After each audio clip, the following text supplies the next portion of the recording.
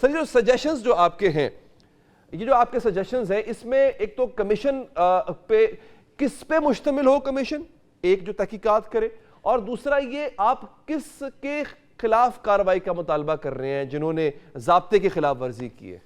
दोनों free can.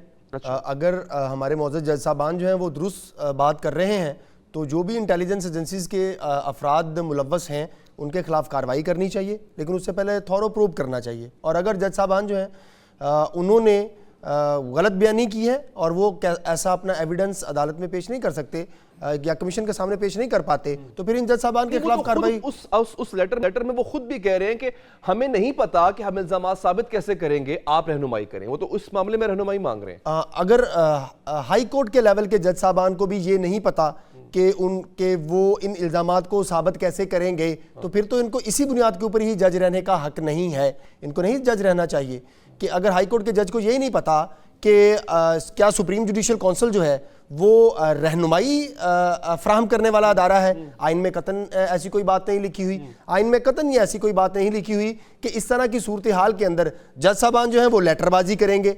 आइन में कतन ये बात नहीं लिखी हुई कि कभी अगर ऐसी सूरत हाल बनेगी तो लेबर यूनियन की तरह एक कन्वेंशन बुलाकर जो है वहां पे तकरीरें की जाएंगी हुकूमतों के खिलाफ, रियासती इदारों के खिलाफ। लेकिन क्या इस बात से फिर इनकार कर सकते हैं? ये टेक्निकल मामला जो आप बता रहे हैं अपनी जगह, लेकिन क्या ये हकीकत नहीं है हमारे मुल्क में जजेस को धमकियां नहीं दी गई, दबाव कभी नहीं रहा? नसीम हसन शाह का रोजाना होता है, ये तो मीडिया के ऊपर रिपोर्ट हो जाते हैं। हम अदालतों में ऐसी सूरत हाल को रोजाना देखते हैं, लेकिन जज साहबान उसका हल क्या निकालते हैं? वो अपने जमीर के मुताबिक, आइन और कानून के मुताबिक फैसले करते हैं। लेटरबाजी नहीं करते, मखसूस वक़्त के मुताबिक नहीं करते। किसी सियासी जमात जो है वो ये बात ओन नहीं करती कि यही हमारा मौक़िफ़ है जो जज साहबान कह रहे हैं। ये मामला खुद कंट्रोवर्शियल जज साहबान ने खुद कर दिया। मामला समझ रहे हैं। मैं तो 100% इसको तहरीक इंसाफ का बयानिया बनाने की एक और मूव समझ रहा हूं। उसमें फिर शौकत सिद्दीकी का जिक्र ना होता ना। अगर शौकत सिद्दीकी सही था, वो लिखा हुआ है, पहले पैराग्राफ शुरू ही शौकत सिद्दीकी से हो रहा है, मेरे पास पेपर होता, तो फिर वहां तहरीक इंसाफ भी कटहरे में खड़ी होती है क्योंकि उनके दौर में ही हुआ था। शौकत अजीज सिद्दीकी साहब के फैसले को, लेटर को बुनियाद बनाकर ये मुतालबा अगर कर रहे हैं तो खुले दिल से हवाला देते कि एक मुकदमा था अली हैदर बनाम मियां दाऊद, उसके अंदर ISI का फलां अफसर आया, उसने आगे ये दबाव डाला कि आप अली हैदर के हक में ये वाला फैसला कर दें वरना हम आपके खिलाफ ये सबूत करेंगे। इस पूरे लेटर के अंदर जो सबसे ज्यादा मशकूक बात है वो ये है कि इस लेटर के अंदर किसी भी केस का हवाला नहीं है। नहीं, हवाले उन्होंने दिए नहीं दिए ना। अच्छा। कि कौन सा था? अली हैदर बनाम दाऊद। हाँ, दिए। ए बनाम नहीं दिया, उसमें लेटर में है सर? नहीं लिखा सर। अच्छा चलो, तो बिल्कुल नहीं भेजिएगा, लेटर भेजिएगा मेरे पास। हाँ, वो बिल्कुल नहीं लिखा हुआ। कॉपी भेजिएगा, मैं रहनुमाई ले लूंगा। अच्छा, मैं हमारे नुमाइंदे वसीम साहब भी हमारे साथ मौजूद हैं और सीनियर एंकर पर्सन अमीर अब्बास साहब ने भी हमें ज्वाइन किया। सर आपका भी बहुत बहुत शुक्रिया। अच्छा वसीम, मैं जरा चाहता हूँ आप थोड़ी सी हमें अपडेट दे दें कि कल से लेके अब तक इस पे क्या क्या कार्रवाई हुई है, क्या अपडेट है इस पर्टिकुलर केस के हवाले से? देखिए, एक तो ये जो लेटर 25 मार्च को लिखा गया, ये लेटर सुप्रीम कोर्ट की जो बॉडी है कॉन्स्टिट्यूशन के तहत जो बनती है, सुप्रीम जुडिशल काउंसिल, उनके अरकान को भेजा जाता है ये लेटर। उसके साथ साथ जो सुप्रीम कोर्ट के बाकी जज साहबान हैं उनको इस लेटर की जो है वो कॉपी भेजी जाती है।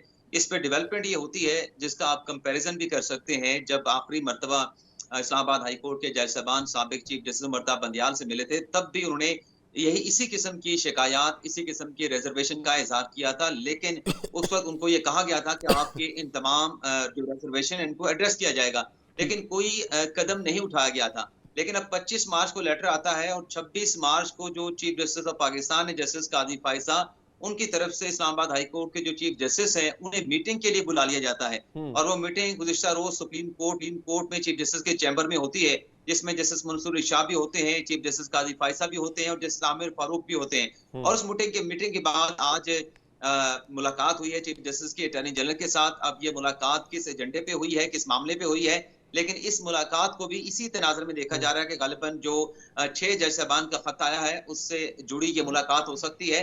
लेकिन जो अहम डेवलपमेंट आज सुप्रीम कोर्ट में हुई है कि चीफ जस्टिस ने इस मामले पर जो एक प्रेशर डेवलप हो रहा था, उस हवाले से फुल कोर्ट इजलास जो है वो तलब किया। अब फुल कोर्ट इजलास जो है वो 4 बजे बुलाया गया था और तकरीबन कोई 2.25 घंटे तक ये इजलास जारी रहा। और इस जराये के हवाले से जरा ये बताते हैं कि ये जो खत है जो कि इस्लामाबाद हाई कोर्ट के जज साहबान की तरफ से सुप्रीम जुडिशियल काउंसिल को लिखा गया है, इसकी कानूनी और आईनी हैसियत का जायजा लिया गया है। क्योंकि कानूनी और आईनी हैसियत का जायजा लेना इसलिए जरूरी है क्योंकि सुप्रीम जुडिशियल काउंसिल का जो फोरम है आर्टिकल 209 के तहत उसका जो मैंडेट है, जो उसके दायरा अख्तियार है, वो बड़ा महदूद है। सुप्रीम जुडिशियल काउंसिल का सिर्फ इतना फंक्शन है कि किसी जज के खिलाफ कोई शिकायत आती है, उस शिकायत का उन्होंने जायजा लेना है, जिसमें ये दरखास्त की जाती है सुप्रीम जुडिशियल काउंसिल से कि फलां हाई कोर्ट का या सुप्रीम कोर्ट का ये जज है, इस पर अख्तियारात के नाजायज इस्तेमाल का इल्जाम है, इस पर करप्शन का इल्जाम है, इसने मिसकंडक्ट किया है, कोड ऑफ कंडक्ट को फॉलो नहीं किया, तो इन जज साहब को इनके ओहदे से बरतरफ कर दिया जाए। तो ये इतना एक जो है वो अख्तियार है जजेस के एहतसाब का, ये एक फोरम है। अब इसमें जो जज साहबान ने बात की है सुप्रीम जुडिशियल काउंसिल से कि आप जो है वो जुडिशियल कन्वेंशन बुला लें, आप जो जैसे शौकत अजीज सिद्दीकी ने इल्जामात लगाए हैं उनको हम सपोर्ट करते हैं, उनकी इन्वेस्टिगेशन होनी चाहिए, तो ये सुप्रीम जुडिशियल काउंसिल का दायरा अख्तियार नहीं है। अच्छा, ठीक है। इसलिए फुल कोर्ट इजलास में इस बात की कानूनी आईनी हैसियत पे इसलिए गौर मैं किया इस गया पे कि क्या मैं वसीम साहब मैं वापस आपके पास आता हूँ।